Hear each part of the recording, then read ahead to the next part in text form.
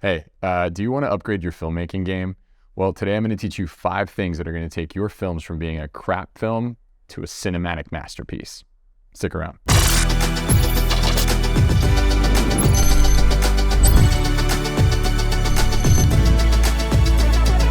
Hey guys, I am Rob Federick and welcome to my channel. I am a film director with over 20 years of experience. I started professionally when I was 17 years old, and it's really important for me to tell you that I'm not just some content creator or videographer. I'm an actual working professional director in Hollywood. I've worked with all the major record labels making music videos. I've done commercials internationally and nationally. I've made feature films and short films, and I've worked as a development associate for a major reputable studio. So when you get the information that you want from this channel, you'll know it's actually legit. My goal for this channel is to elevate the quality of cinematic content that is going out on the internet.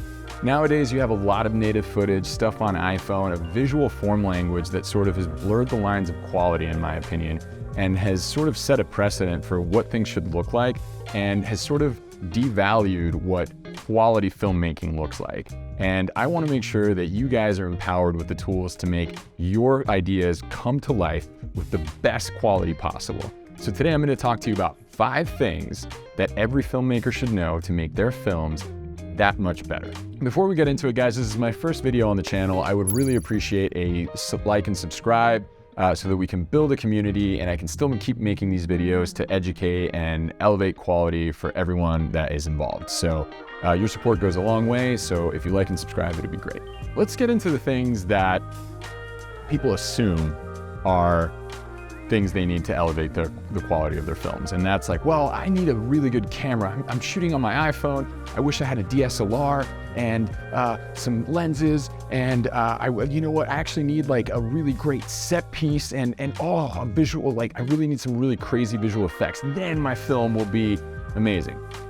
Now, while those things do add quality to your film, they are not necessarily the most important thing to add to when talking about filmmaking quality, right? There's a lot of other stuff in between. Yes, lenses and cameras and visual effects and all that add flair and quality, but those are more advanced techniques and things that you could utilize once you master these 5 basic things. Let's get into it. The first thing that everybody should take into account when making a good film is storytelling. You heard it, folks, storytelling. Make sure it's on the page first, guys. Make sure you write out your story as concisely as possible, that your main characters are well developed and that they have a good antagonist or obstacle they need to overcome. The best way to establish this is to structurally break down your script into 3 acts. Act 1 is where you establish your main character and sort of his ordinary world and a hope or a goal or a dream that he or she wishes to accomplish. Oh my God, I can't talk. Act 2 consists more of rising action. This is the most fun part of the script, but it's also the hardest part to write because you have to keep the action going, and it's the longest part of your script, and usually people understand a way of how to begin a script or how to end it, but they don't know what to fill in the middle. The best thing to do in this situation is to really grab your main character and think about the goal that he or she wants to accomplish, and have the antagonist or any obstacle get in the way of accomplishing that. And every time that he's presented with an obstacle, the main character has to figure out a way to overcome it. Trey Parker and Matt Stone, who created South Park, have a really great way of thinking about this, which is instead of saying, this happened, then this happened, then this happened, think of things more along the lines of, this happens, therefore this happens, or this happens, but this happens. And that kind of keeps your story progressing forward in a much more interesting and dramatic way. Act 3 is really your climax and resolution. How does it all peak at the end? How does that rising action take you to the very end? How does it culminate, and what happens to resolve that situation? And then everything that follows is the resolution, everything that's going to be the outcome of that climactic crescendo. Remember, guys, it all starts with a page. The most important thing is show, don't tell. Right? You're visual storytellers, you're using a camera to capture a story. You want to visually engage your audience as much as possible, and you want to show as much as you can and not tell. For example, don't just have your character state that she's afraid. Show it through action, deep breaths, a shaking hand, that sort of thing. All right, number 2, make sure you have good composition and lighting. Lighting and composition are very important for image. They're not everything, but if you want to elevate your films to more professional grade, you want to start thinking about composition and lighting. In terms of composition, the best way to do that is to use the rule of thirds. With the rule of thirds, you divide your frame into 3 equal parts, both vertically and horizontally, with these lines that divide the frame easily on your camera for you to see. The idea being that you want to make sure that you stage anything that you're shooting on any one of those crosshairs where those lines intersect. Most of the time when you do that, you're going to create a lot more visual cinematic form language in your films, and your shots are going to look far more interesting. In the Western world, we read left to right, so a lot of the times framing things from left to right might help the audience see what's most important first and what's secondary next. Use those tools to make sure that you're shifting the attention to what you want to direct the audience to in any given scene. Create a shot list and really start to think about your medium shots, your close-ups, and your wide shots.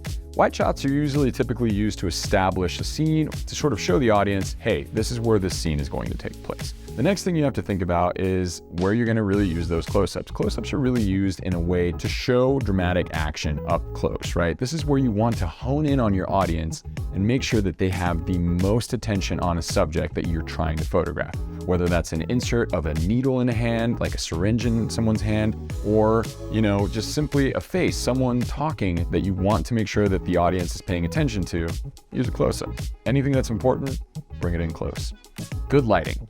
A lot of the times people think, well, I gotta have like the top-notch lights or a bunch of gear. Well, not really so. A whole movie called The Revenant was shot entirely in natural light, and it won Emmanuel Lubezki an Oscar for Best Cinematographer. And they didn't use a single light source that was electric. They used all natural light or fire to capture this entire professional Hollywood movie. So good lighting does not come down to having the best gear or equipment. It's understanding how light works. A good example of that is 3-point lighting. Make sure that you study 3-point lighting. You always want to have some sort of key source of light, a fill on one side and a backlight on the back so that you can separate them from the background. The other thing is make sure that you're shooting at great times of day. If you're shooting at noon out in the open in a playing field, you're probably going to get like very harsh undershadows. You're not going to get like the best looking images. Your actors aren't going to look great. But if you shoot towards magic hour, which is an hour or two before sunset or an hour or two after sunrise, you're going to get some golden sort of side natural light that's going to look fantastic for your film. We'll get into lighting in another video, but for now, that's sort of a quick overview of the sort of little things that you should look out for, which leads us into number 3, good editing. A lot of you might think that good editing is fancy, flashy transitions. Well, it is not.